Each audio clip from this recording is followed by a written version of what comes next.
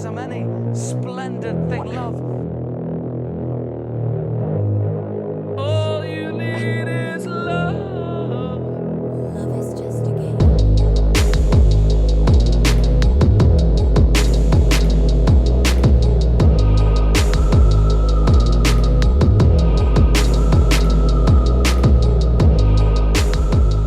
Bonjour et bienvenue dans l'épisode 62 de Faites entrer le film. Salut Doudou.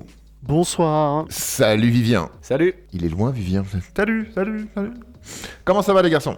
Ça va, merci. Et toi? Ça va super bien. J'ai passé un bon moment, j'ai regardé un bon film, donc je suis content. Vivien.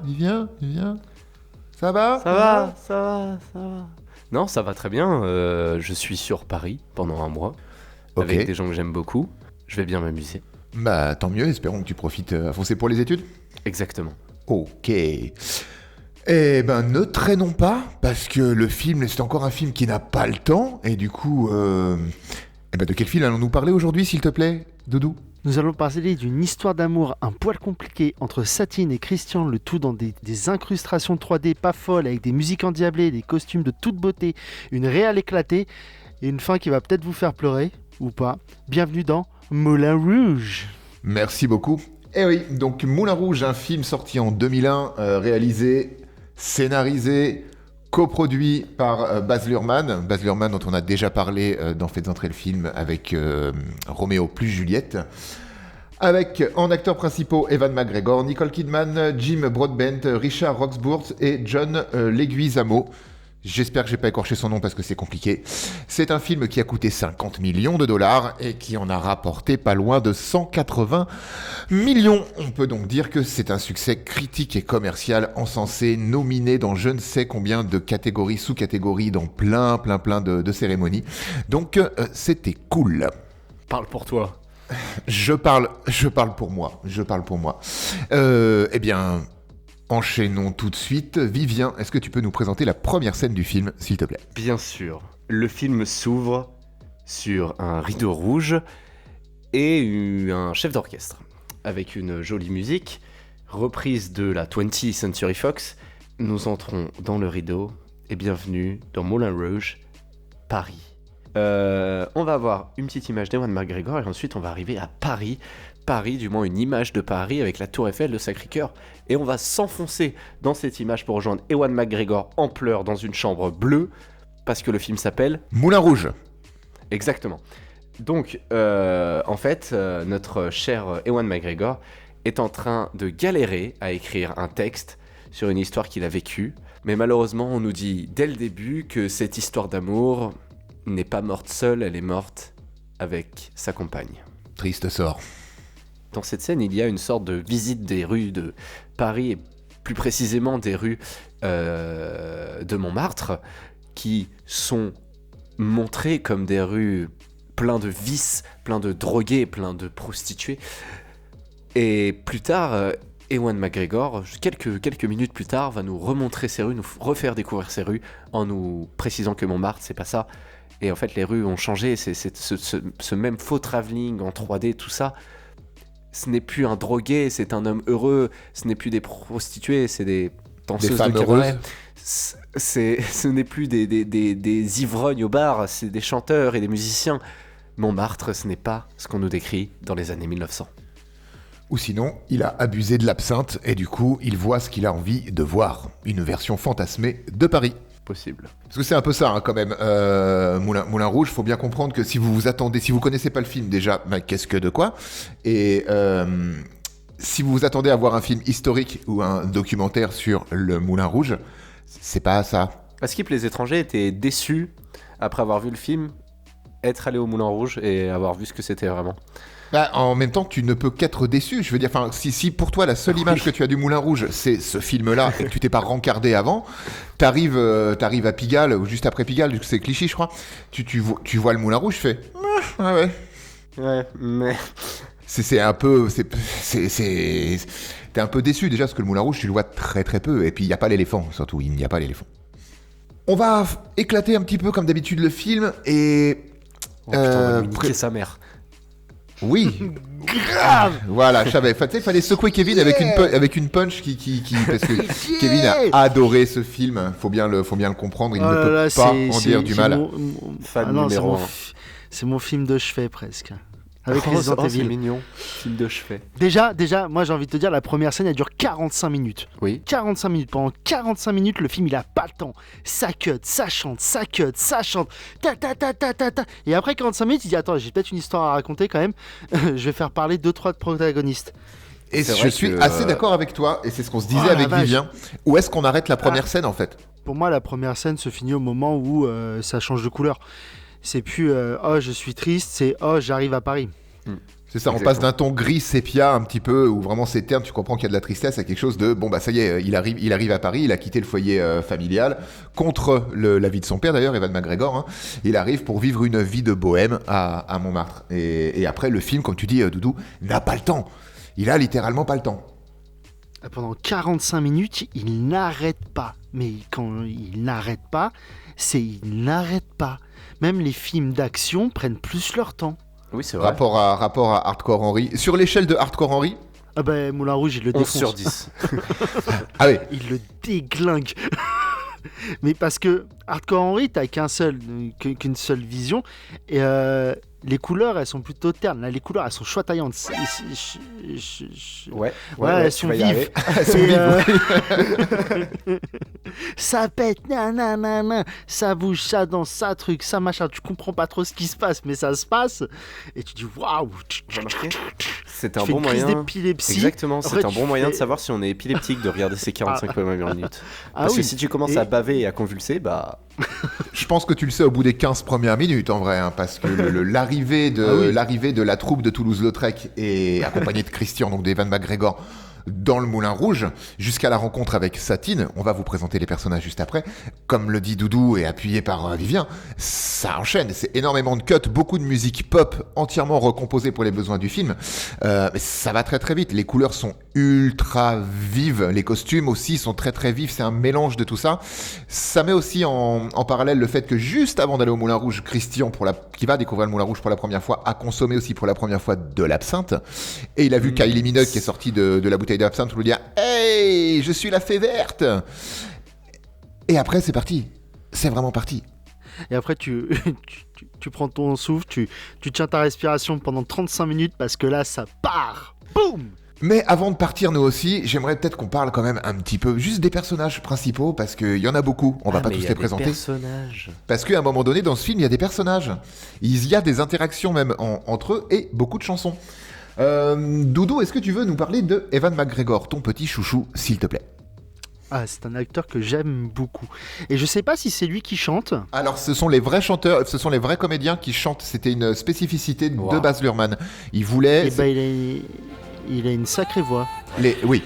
Christian, donc un Anglais écrivain qui arrive à Montmartre parce qu'il veut connaître l'esprit bohème.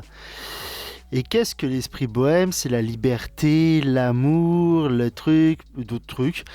Mais ce que j'ai retenu surtout, c'est que c'est la liberté et l'amour. Et donc, il décide de vivre à Montmartre pour ça dans un immeuble où il y a marqué l'amour fou dessus, avec des néons.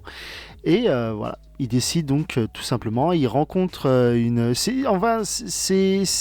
pas un jeune premier, mais c'est un jeune naïf qui arrive, qui veut vivre son rêve sans l'accord de son père. Et donc voilà, il va lui arriver 1001 péripéties en l'espace de 3h30. Parce que j'ai pas compris la ligne temporelle de ce film non plus. On en parlera, je pense que ça peut être intéressant ouais, de la ligne temporelle. Et oui, c'est ça, c'est un jeune premier qui veut s'émanciper en fait, hein, juste de son père qui a l'air d'être quelqu'un de respectable, on va dire. Dans l'époque, ça se passe en 1899 et ça va courir jusqu'à 1900. Et juste pour revenir voilà, sur ce que tu demandais juste avant, oui, c'est bien Evan McGregor, Nicole Kidman et les autres, mais enfin c'est surtout eux qui chantent principalement, et ce sont vraiment eux qui ont interprété toutes les chansons après moult répétitions dans la villa de Baz Luhrmann, puisque le film a été tourné entièrement en Australie. En fait, ce qui est assez intéressant, c'est que Baz Luhrmann n'est pas un cinéaste avant tout. Enfin, c'est un cinéaste, bien sûr. Mais ce n'est pas que ça. Baz Luhrmann, c'est une personne qui a vécu dans la musique et dans le cinéma. et surtout dans la danse. Alors c'est une personne qui fait des chorégraphies, mais aussi qui compose et qui crée des pièces de Broadway. Je crois qu'il a créé une ou deux pièces à Broadway, et il tient dans tous ses films, dans pratiquement tous ses films, il y a de la chanson, pratiquement tous ses films sont de la comédie musicale. Aujourd'hui, il en fait même des biopics, avec récemment sorti Elvis.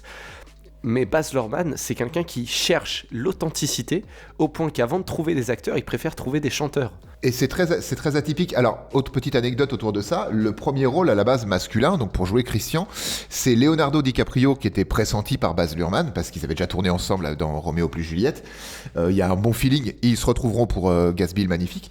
Mais, comment dire, il a fait chanter DiCaprio, et de ce que j'ai lu, Baz Luhrmann a dit lui-même, non, mais ce qu'on va faire, c'est qu'on va pas faire ça. On va trouver quelqu'un d'autre. Et il a bien trouvé du côté clair de la force. Oui, clairement, parce que, faut le dire, ce que disait Kev tout à l'heure, il envoie bien Ewan McGregor en chant. Il a une voix, elle est très très chaude, je trouve. Ça passe super bien. Elle est incroyable. Vivien, est-ce que tu veux nous parler de Satine, s'il te plaît? Non. C'est une pute.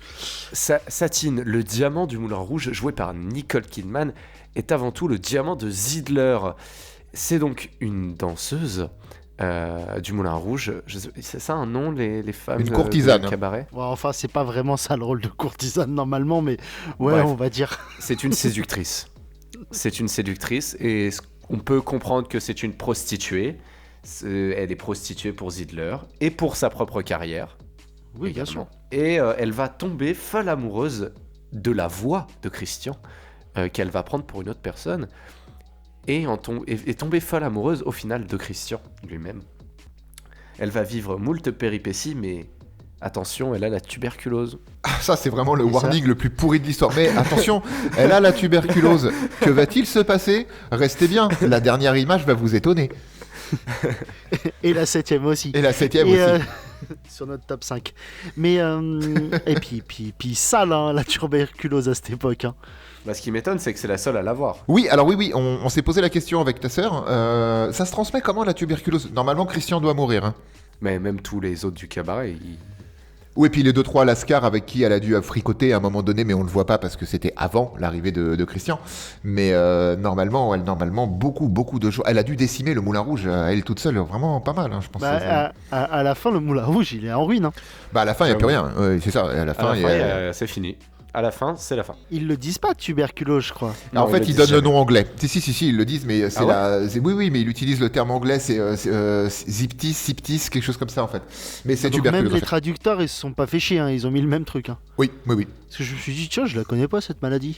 Mais généralement, quand tu craches du sang dans un film d'époque, c'est la tuberculose. C'est ce que m'a appris le dessin animé Georgie, puisque tout le monde meurt de la tuberculose dans ce truc-là. Voilà. Et ça se passe en Australie, en plus. Étonnant. Il y a de la tuberculose en Australie. Quand t'es en Australie, c'est vraiment le cadet de tes soucis, je pense, la tuberculose, vraiment. C'est un rhume.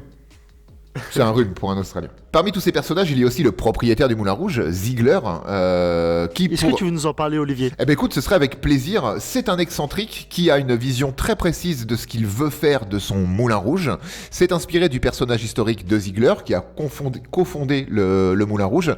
Seul petit anachronisme, Ziegler, le vrai, est mort en 1897. C'est ballot, le film se passe en 1899. Il a des ambitions pour le Moulin Rouge, le French Cancan. Il veut se faire masse pognon, mais surtout transformer le Moulin Rouge en théâtre. Il utilise pour ça son meilleur outil qui est Satine, une courtisane légèrement péripatétipute. Et il va se servir de Satine pour séduire le duc, qui va être notre antagoniste, et qui est là pour arroser de pognon et transformer enfin le Moulin Rouge en vraie scène, vrai théâtre, pour pouvoir proposer des spectacles incroyable, dont le fameux spectaculaire. Et il est très acrobate aussi, Ziegler, parce que non d'une pipe, qu'est-ce qui saute partout? Ah bah il est en forme. Hein.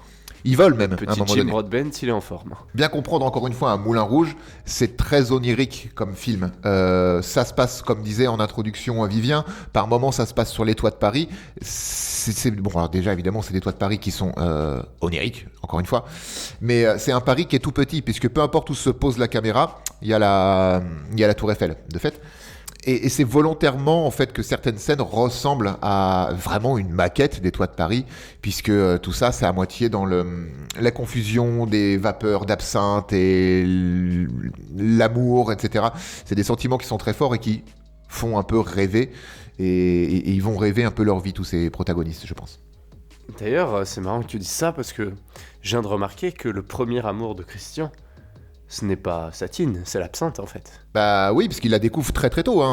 Toulouse-Lautrec étant... Alors Toulouse-Lautrec, lui aussi, est un personnage fictif pour le film, mais qui a existé. C'est un personnage historique, alcoolique, peintre, et qui avait beaucoup de problèmes avec l'alcool et la drogue. Ce qu'on nous montre quand même légèrement dans J'ai cru que Moulin t'allais dire Rouge. avec l'alcool et la peinture. Non, la peinture, il la sniffe, l'alcool, il la boit.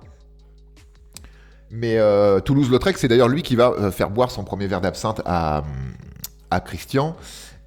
Et tout au long du film, il a souvent, voire tout le temps, une bouteille à la main, en fait. Petite J'ai info pas remarqué. rigolote, oui, bah, tu regardes, il y a plein de plans, même quand à la fin, ils jouent la pièce spectaculaire, à la toute fin, ils jouent le sitar magique qui ne peut dire que la vérité, et toute la scène finale où il essaie de prévenir Christian que quelqu'un veut le tuer, etc., il a une bouteille d'absinthe à la main.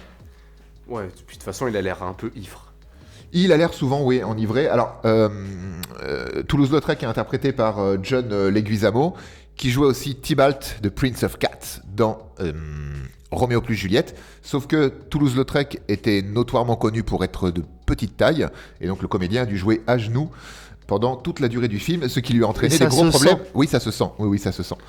Et ça lui a entraîné de gros problèmes au genou et au dos pendant plusieurs années. Merci, Baz. Il est C'est- fou, c'est de tout. base, hein. Ah, il est fou, il est jusqu'au boutiste, c'est-à-dire moi je veux un nain, je veux un nain. Mais je suis pas nain, t'inquiète, je vais faire de toi un nain. Voilà, ça c'est fait. Ramenez-moi une scie, je m'en occupe. C'est ça. Vous avez tourné en Australie, les gars. Ramenez-moi une scie, je m'en occupe. C'est normal. C'est normal en Australie. Maintenant qu'on a présenté tous nos personnages, en tout cas The vraiment les Duke, personnages The principaux. Duke. Ah oui, on peut parler du duc. De Doudou, tu veux en toucher deux mots? Bah, le duc, c'est un duc, d'après ce qu'ils disent, qui a de l'argent, qui s'entiche de Satine et qui veut faire sienne, exclusivement sienne, et rien d'autre que à lui.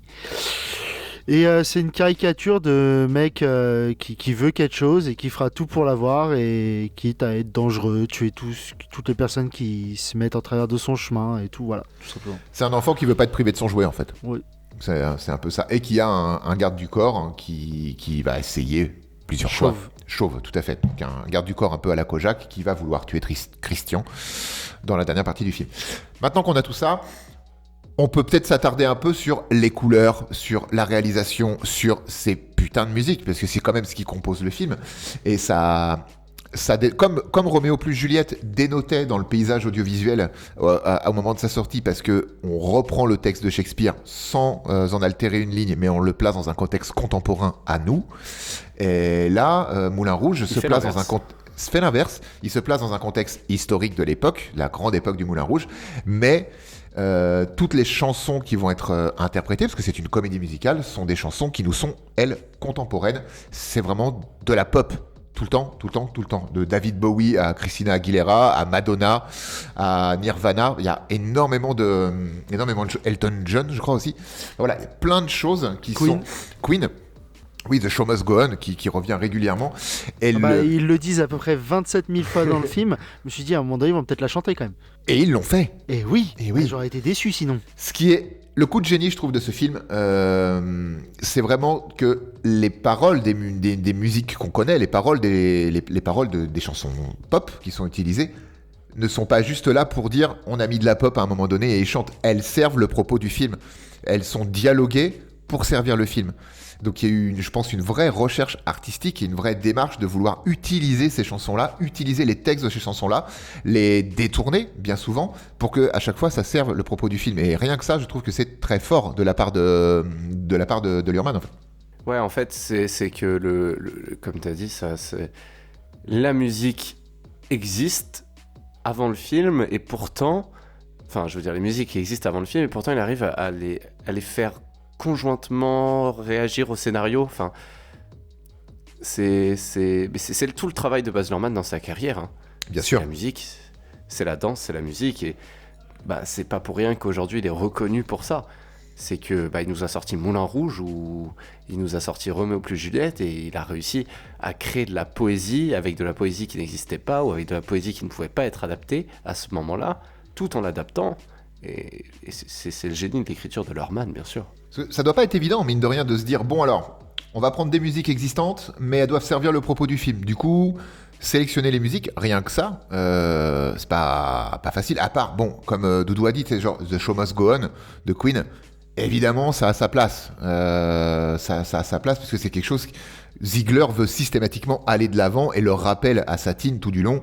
Le show doit continuer, en fait. Tu dois faire ce que tu as à faire pour que le show soit produit et puisse exister. Parce que l'histoire du film, c'est quoi ?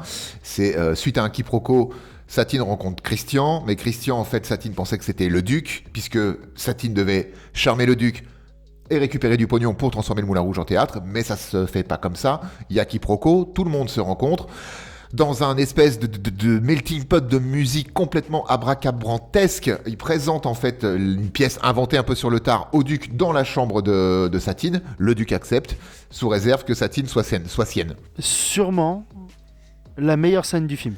Elle est incroyable, cette scène. Elle est incroyable parce qu'elle est plus lisible, je pense, que juste tout ce qu'on a vu avant. L'entrée dans le Moulin Rouge, le cancan, les Diamond Dodge, etc. Ouais, et puis, je trouve que le rythme de la scène est vraiment calibré donc, sur le rythme de la musique, et la musique est excellente. Oui. Fait, tout rentre très bien l'un dans l'autre, et je trouvais cette scène excellente.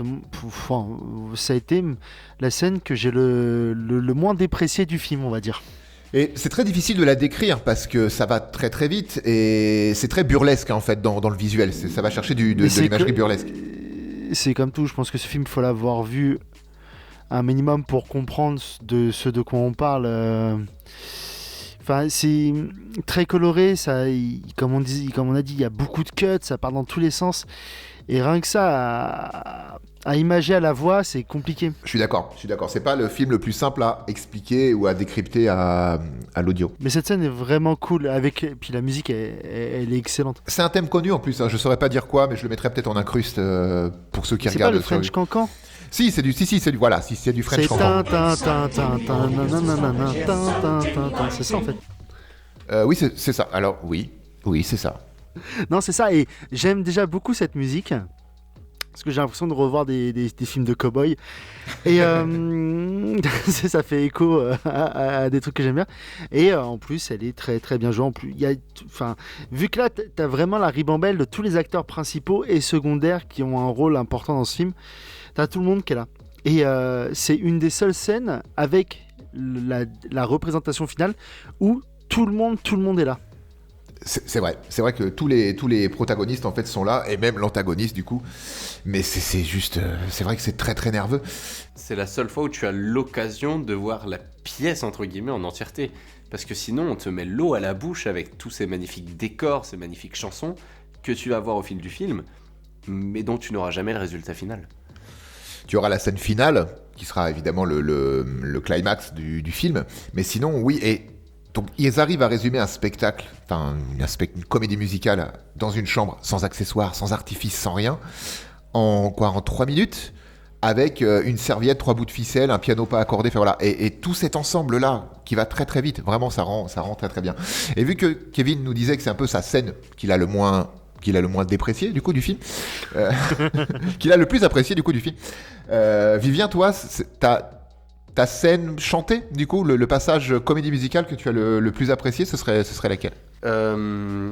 La scène que j'ai le plus appréciée... Pas moi, c'est le générique de fin, parce que voilà...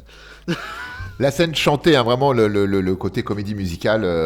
Moi, j'ai la mienne. Si tu veux réfléchir avant, moi, je peux donner la mienne. Je veux bien que tu me donnes la tienne. Ok, alors moi, c'est assez simple. Arrive un moment où le duc, qui assiste à toutes les répétitions, maintenant qu'il a payé, il assiste aux répétitions, et la fin est donnée de la pièce, et il aime pas trop la fin. Et du coup, il dit non, la fin, j'aime pas trop, etc.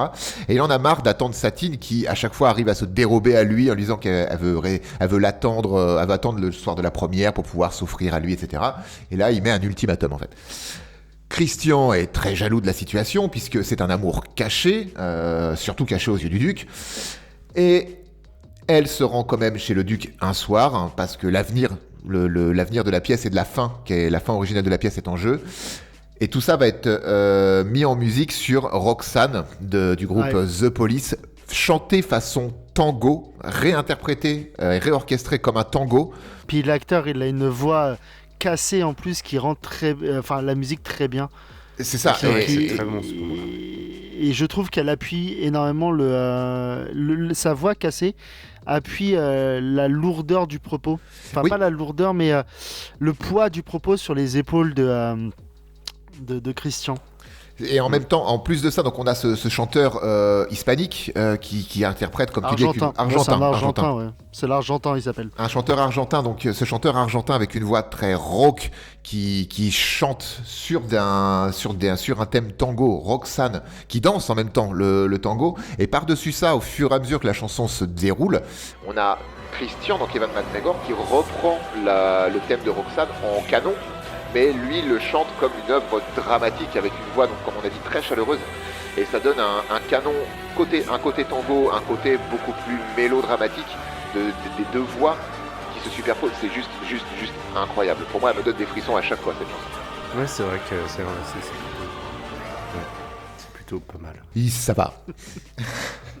Ça aurait pu être pire. Non, Ça aurait pu être honnêtement, oui, ça, elle est incroyable cette scène.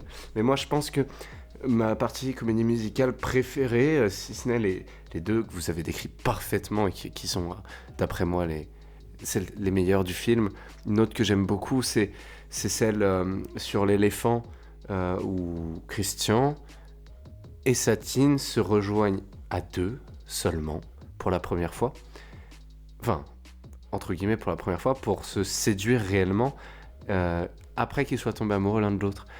Et ils vont chanter une espèce de Cloubi-Boulga. C'est le plein medley, de ouais. chansons. Le medley, une chanson pop. C'est ça.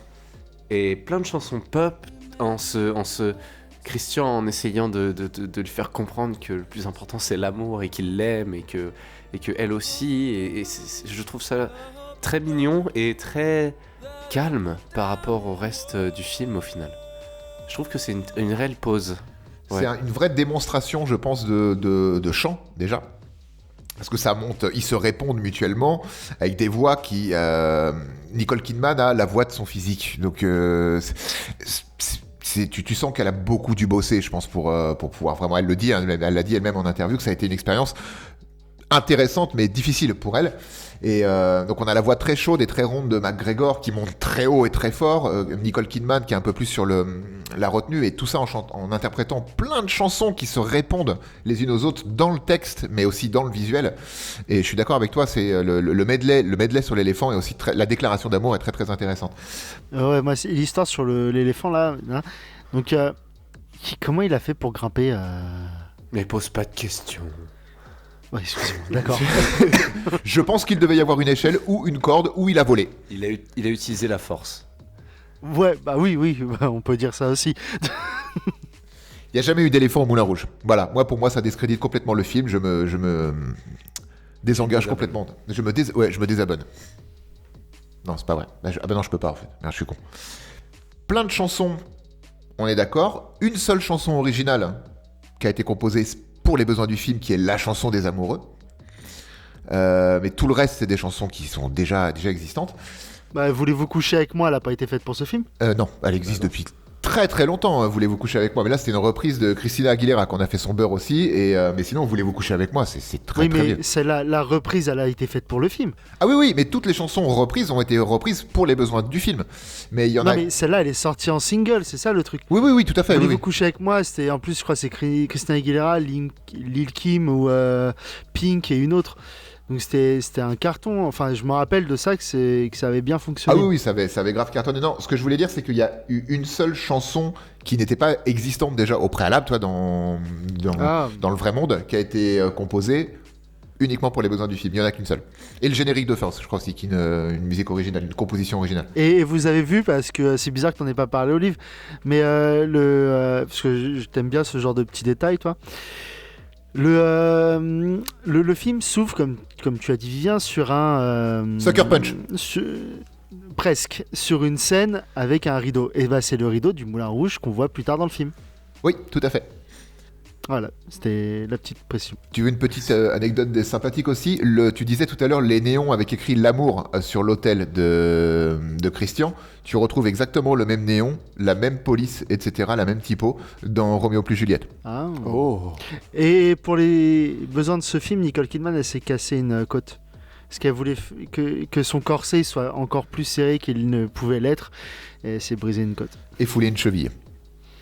Et foulé une cheville. Pas de chance. Vraiment. Pas de chance. Evan McGregor, rien. Donc du coup, ça va. Ouais, il a juste volé sur le cul d'un éléphant. C'est C'est pas mal. Ouais. qu'on a pas mal parlé de la musique, mais il y a autre chose qui va avec aussi, qui fonctionne de Les concert. instruments. Les instruments, oui, pour faire de la musique, Kevin, c'est bien, oui. C'est la mise en lumière. Danse. Ah. Les partitions. Aussi, Les costumes. oui, aussi, oui, c'est bien. On va tous les faire là, vraiment. C'est la lumière, L'imagerie. mise en lumière, l'imagerie mise en lumière. Est-ce qu'il y a l'iconographie picturale dans ce film? Il y a énormément d'iconographie Oui. picturale et on retrouve beaucoup d'œuvres de Toulouse-Lautrec, le personnage historique, au sein du métrage. Le vrai Toulouse. Le vrai Toulouse qui n'habitait pas à Toulouse. Celui du coup, dans le non. sud de la France. Du coup, vous m'avez peut-être souvent entendu dire dans cette émission le B à bas Avec de la l'éclair. vérité qui compte. Non, je n'ouvrirai pas ce rideau.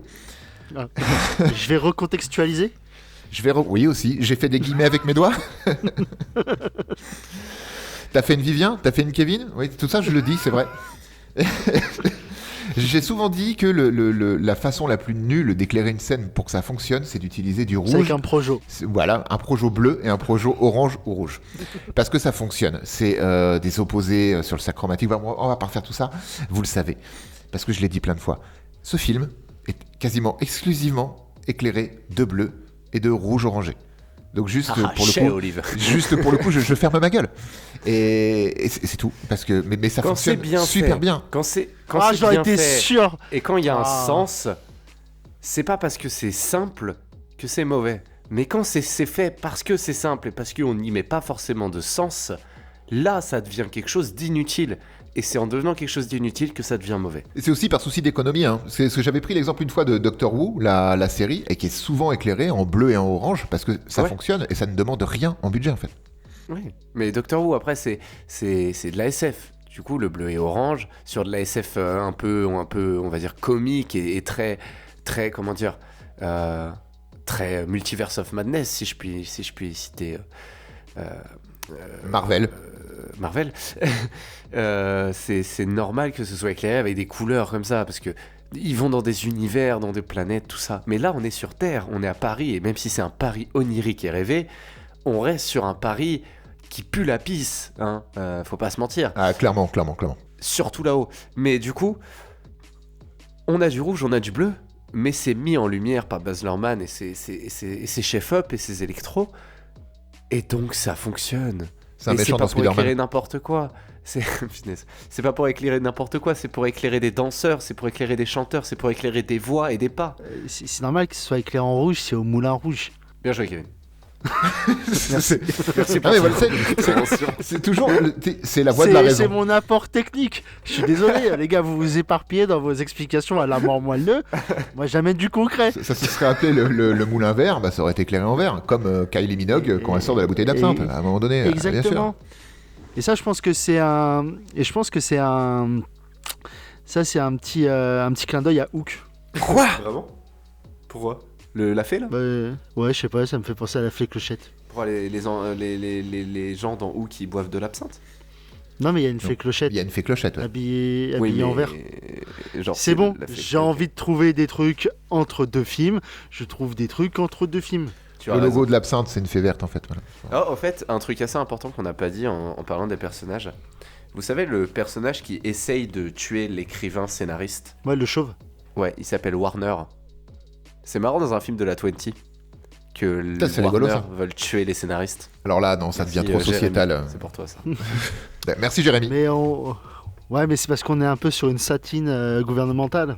Oh Politique. Oh, complexe, hein.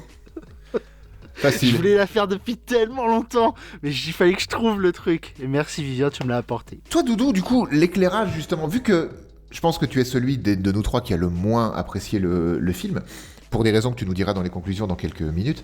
Mais qu'est-ce que tu as pensé de cette mise en lumière justement ? Est-ce que ça t'a apporté quelque chose ou est-ce que c'est comme le reste du film, c'était juste pas le public en fait ?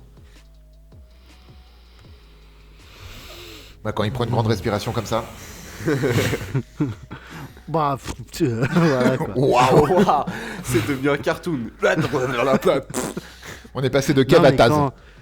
non, mais ce qui est très bien avec les lumières et tout ça, c'est que ça, tu sais, tu pourrais regarder le truc sans le son ni sans ce qui t'enlèverait une partie du film quand même. Un peu, oui. Sans le son, et sans les sous-titres ou voilà tout ça machin, sans tout ça. Avec la lumière, tu sais dans quel état d'esprit sont les personnages principaux, tout simplement. Et donc ça t'apporte ça. Moi, enfin voilà, ce que j'en ai vu des fois, il est triste donc il pleut et puis il fait terne. Et quand il va mieux, bah c'est teinté de rouge et tout ça. Voilà, c'est tout ce que j'ai vu. Enfin moi c'est comme ça que je l'ai vu. Mais c'est t'as vrai. raison, T'as c'est totalement raison. tout à fait ça. Satine, par exemple, est souvent mise dans une lumière bleue. Elle est tout le temps. Alors déjà que bon, elle a une peau d'albâtre, ça c'est plus blanc que blanc. Hein. C'est un truc de fou. Alors avec du bleu par-dessus, elle est froide. Elle est morte avant la fin.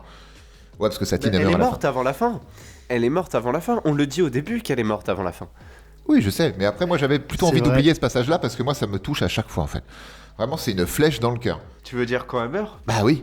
Et genre elle est morte quoi. Et genre, elle est morte, décédée, elle est morte dans les bras de son amant en plus. C'est.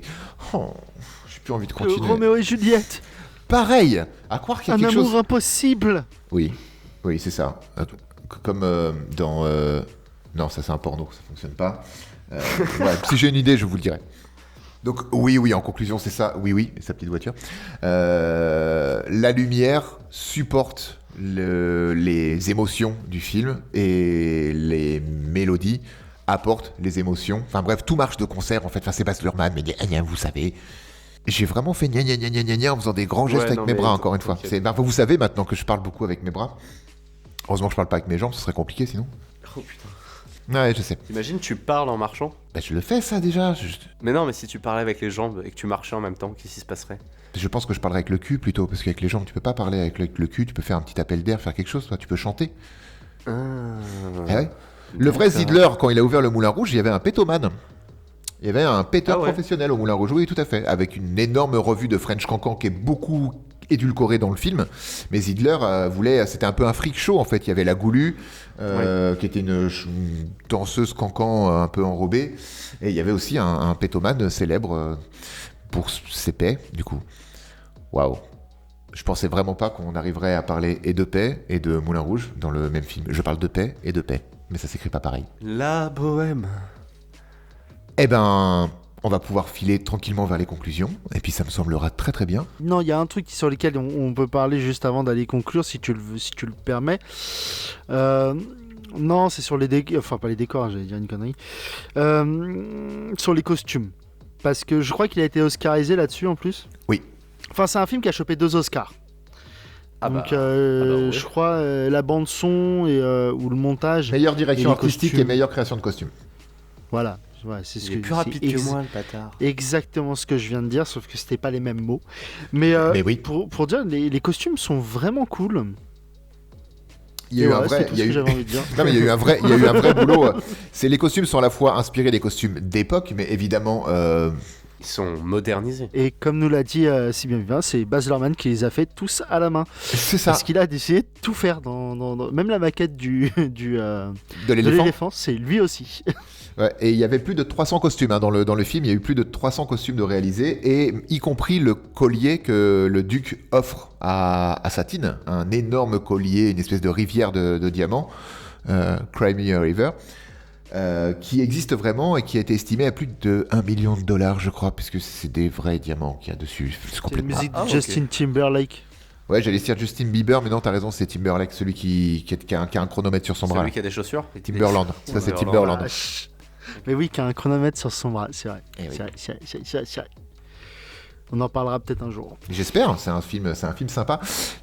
Doudou, est-ce que tu Ouais, peux nous donner ta conclusion sans trop de vulgarité, s'il te plaît? bah... voyez-le pas, hein, c'est devenu un running gag. Mais ouais, enfin, il y a des trucs que j'ai appréciés dans ce film. La musique, les chorégraphies, les costumes. Tout ça, c'est vraiment des points forts du film et voilà. Mais là, il y a d'autres trucs. Ouais, moi, la façon de filmer de base, oh la vache. C'est pas un éclair base et Wow. j'aime pas, c'est pas le cinéma que j'apprécie, tout comme Olivier n'aime pas les thrillers. Moi les comédies musicales c'est un truc où j'ai un peu du mal à rentrer dedans. En plus comme je dis là, les 45 premières minutes mes yeux ont révulsé quoi, il y avait trop de trucs. Mais et puis on en a pas beaucoup parlé, mais cette histoire d'amour, j'ai l'impression qu'elle dure sur 2 jours et demi, top chrono. La temporalité, j'arrive pas à comprendre ce qui se passe, comment ça se passe. Il y a beaucoup où ça d'ellipses, se passe. beaucoup d'ellipses. Ah ouais, mais des ellipses et tout. Après, on voit pas parce qu'il fait toujours nuit. Donc, c'est un peu. J'ai du mal. Alors, pourtant, alors que je suis très friand, moi, de comédie romantique, mais là, c'est pas une comédie, c'est juste un peu de romantisme. Que là, non, en vrai, je le conseille à ceux qui aiment bien les comédies musicales ou Baz Luhrmann. Enfin, si t'aimes bien Baz Luhrmann, je pense que t'as déjà vu Moulin Rouge parce qu'il a fait que 5 films. Mais non, pour moi, ça reste un. Ouais, voilà. Moyen moins. Ok, merci beaucoup. Et tu sais vraiment, quand j'ai annoncé Moulin Rouge, ça m'a étonné. J'avais oublié, t'avais dû me le dire déjà que c'était pas un film que tu portais dans ton cœur. Et la review sur Roméo et Juliette, vous savez, je l'avais oublié. Mais ça m'a étonné parce que justement, t'es un peu friand d'histoires qui finissent mal déjà, parce que là, on peut pas dire que ça se finit très bien, Moulin Rouge. Et de comédie un peu romantique. Et au contraire, moi, je vais pas rentrer dans ma conclusion, mais je trouve que c'est très fort émotionnellement Moulin Rouge, alors que toi, ça n'a pas du tout fonctionné. Et ça m'a pas étonné. Enfin, les trucs, enfin les vraies comédies romantiques et tout ce qui est à base de romance que j'apprécie beaucoup, je les regarde en série. Parce que j'ai bien plus le temps de m'attacher aux personnages, à leur histoire et tout. En film, je trouve ça très dur d'apprécier une amourette, enfin un véritable amour entre 2 personnages, alors que, enfin, ils s'aiment comme ça, quoi. En un claquement de doigts. En un claquement de doigts, c'est magique. C'est premier regard, bim. La scène d'après, je t'aime, tu m'aimes, on s'aime amoureusement. Viens, on fait des trucs d'amoureux. Transi, je vais t'écrire une pièce de théâtre, tu seras ma muse. Ok, tac, boum, boum, boum, boum, clac. En fait, c'est un amour qui est trop passionnel pour moi, qui est trop rapide, qui est trop dans le trop. Enfin, du Baz Luhrmann, quoi. Baz Luhrmann ne sait pas faire dans la demi-mesure, on l'a bien vu avec ce film. Faut que tout soit trop. Il y a des trucs où ça me dérange pas. Les costumes, que ça soit trop, c'est juste waouh, là, d'accord. Les musiques, qu'il y ait que ça, c'est une comédie musicale, mais ça passe. Donc ça me dérange pas qu'il y ait waouh. Mais là, l'histoire d'amour, c'est trop waouh. La plupart des personnages, que ce soit Ziegler ou le Duc, c'est des caricatures de méchants, ils sont trop dans le waouh. En fait, tu peux parler pour eux avant qu'ils parlent. J'ai le choix, soit je perds tout. Satine va mourir, mais il faut pas lui dire parce que sinon je vais tout perdre. Ziegler, en fait, c'est trop. Ces personnages sont trop des caricatures pour moi et ça me dérange. C'est là où mon empathiomètre fonctionne pas et où je décroche un peu de cette histoire d'amour rocambolesque et trop passionnelle pour moi, même si le film n'est pas une purge intersidérale. Hein, je veux dire. Non, c'est toi et ta sensibilité en fait. Ouais, on en est loin. Même, je lui trouve aussi des qualités, comme j'avais trouvé des qualités à Roméo plus Juliette. Alors que je pense que c'est peut-être même les mêmes défauts que je leur trouve. Et voilà, c'est tout. Je m'attache plus à des histoires d'amour quand elles sont en série où t'as plus le temps. Que là, direct, on sait qu'ils vont s'aimer, mais genre, ils vont s'aimer tout de suite, quoi. Ils se sont vus, ils sont plus. Ils sont émus, ils sont mourus. Voilà, quoi. C'est beau ça. Enfin, elle est mourue, c'est tout. Oui, bon, lui, il finira, de toute façon, il a chopé la tuberculose, hein, donc il finira dans sa dépression, à noyer son chagrin dans l'absinthe, et puis bon, il finira il finira dans un bol de pisse élongé sur son lit. Ouais. C'est ça. Il finira sur Tatooine. C'est vrai. Merci beaucoup, Doudou. Vivien. De rien. Alors moi, j'aime beaucoup ce film. J'aime beaucoup Baz Luhrmann, les films qu'il a fait, même les films dont les gens sont moins fans. J'ai dû voir 3 ou 4 films de Baz Luhrmann, 3 je crois. Et je trouve que c'est un génie musical. Ça, il n'y a pas de doute. Après, voilà, sa façon de filmer, c'est très dynamique en fait. On s'attend. Faut pas t'attendre à de la danse classique en fait dans sa façon de filmer. C'est plus du tango. Et du tango mélangé avec un peu de je sais pas, de métalleux qui tourne la tête devant des amplis. Donc c'est très violent et mais très intéressant également. Moi j'aime beaucoup. Ça plaît pas à tout le monde et je le conçois totalement, mais on peut pas dire que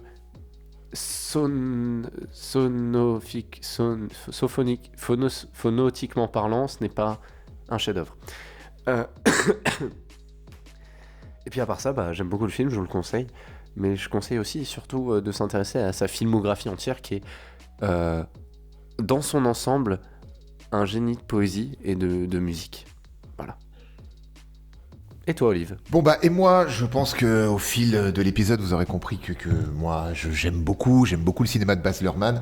J'avais déjà dit ça pour Roméo plus Juliette, mais là particulièrement pour Moulin Rouge. À la base, je suis pas forcément friand de comédie musicale où vraiment faut qu'elle me transporte. Et là, en l'occurrence, Moulin Rouge me transporte à 200% parce qu'il y a tout ce que j'aime dedans en fait. Il y a surtout cette réalisation de Baz Luhrmann qui t'entraîne, qui est très épileptique, donc je comprends que ça puisse pas plaire à tout le monde. Et surtout l'univers du Moulin Rouge, l'univers parisien de cette époque est traité de manière très burlesque dans le surjeu presque de certains comédiens. Tu disais tout à l'heure, Doudou, Ziegler et Le Duc, etc., qui sont des caricatures. Oui, c'est des caricatures, mais c'est parce que on est dans du burlesque. Tout est très bien éclairé, mais tous les éclairages sont même les éclairages, même la lumière, t'as l'impression qu'elle surjoue par moment. La seule chose qui surjoue pas, c'est l'interprétation des chansons par les comédiens. Donc, plutôt que de vous dire voyez Moulin Rouge parce que c'est un super film, intéressez-vous à Baz Luhrmann parce que si vous n'aimez pas un de ses films, comme peu importe le film, il y a peu de chances que vous aimiez le reste. Et à force contraire, si un de ces films vous a plu, en tout cas pour la trilogie du Rideau Rouge, vous aimerez l'intégralité des 3 films qui composent cette trilogie. Donc évidemment pour moi c'est un super grand oui parce qu'il y a tout pour moi dedans et voyez-le. Ou voyez-le pas, faites comme vous voulez, etc. Et voilà, pour moi c'est un vert plus à fond. Je mets 17 sopalins dans la cagnotte à sopalins pour ce film. C'est un running gag de la semaine dernière, mais de rien. Et voilà, c'était notre avis sur Moulin Rouge, des avis divergents. Ça arrive de temps en temps quand même, finalement. Heureusement. Bah oui, heureusement. Il est temps d'annoncer le film de la semaine prochaine, mais également de passer le flambeau. Tiens, Doudou, le flambeau. Tiens, je me suis brûlé. J'aurais dû lui dire que c'était chaud. Autant pour moi. Doudou, la semaine prochaine, tu reprends l'animation de Faites entrer le film. Et pour ce faire, j'ai choisi un petit film pas piqué des hannetons. On va parler de Labyrinthe. Basique. Basique. Je sais pas, je l'ai vu qu'une fois, je me souviens plus. Mais je me suis dit, tiens, pourquoi pas, un truc un peu teenage, peut-être bien, je crois que... Ça ferait quoi, Hunger Game? Oui, à Twilight, donc ouais, allons-y. Ouais. Allez. Enfin, si ça vous va, hein, moi je dis ça, mais après, si tu veux pas changer, de toute façon, tu peux pas, mais... Non, mais c'est bien, ça sera plus détendu que Baz Luhrmann, déjà. Dans la réal, oui. Moins fou dans sa réal, déjà. Oui, après, je sais pas, vraiment, j'ai annoncé ce film-là, mais je me souviens vraiment plus trop, j'en ai de vagues souvenirs. Je crois que c'était très froid comme ambiance. Bref, on verra. En tout cas, on verra. Merci beaucoup de nous avoir écoutés. Abonnez-vous, likez, clocher. Rendez-vous tous les lundis 18h, ça c'est nous. Hein, tous les lundis 18h, c'est notre créneau. Aimez-nous. Les garçons, mais pas trop. Les garçons, passez une bonne semaine. Toi aussi. Merci. Vous aussi. Toi aussi, viens. Bah, les garçons, quoi. Et à la semaine prochaine. Et à la semaine prochaine. Salut à tous. Bisous. Salut, bisous.